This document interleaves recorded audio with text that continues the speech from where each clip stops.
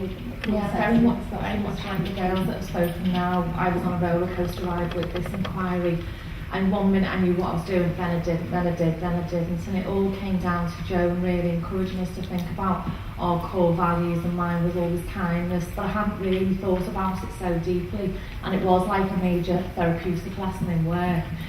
And then the light bulb suddenly went on one day, because we were reflecting so much through video footage and my work with the parents, that I didn't actually realise the impact I made by working with the parents, because we have to work very closely with them. None of our parents have English as the first language, so it's quite a monumental task dealing with different ways to communicate with them, but I just hadn't given it much thought, just went in and I did it.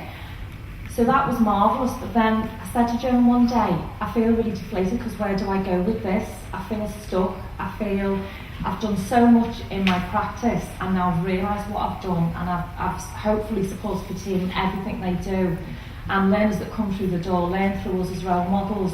But I just feel now, how do I take that forward and make all the practitioners feel like I do, that we are doing the most amazing job, but just don't realise that every single thing we do has an impact somewhere along the line, because in some ways we are a little bit robotic and we have to step back and actually see what we're doing. And that's where I do feel really stuck, that I've got nowhere to take this. I'm not an academic. I've probably, personally in my life, I probably will not get to that point when I can do a degree.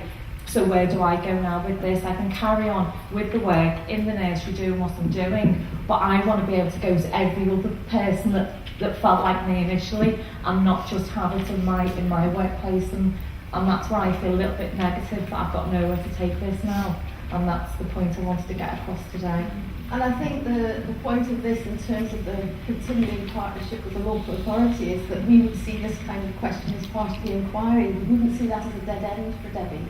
We'd be saying, actually, here's someone who's very passionate about the work, who's very skilled, who actually, I saw her, she came and introduced what she did to the second group, and it was just brilliant, and she was able to be very articulate about what she did. And so we would be saying, so where do we go next for Debbie?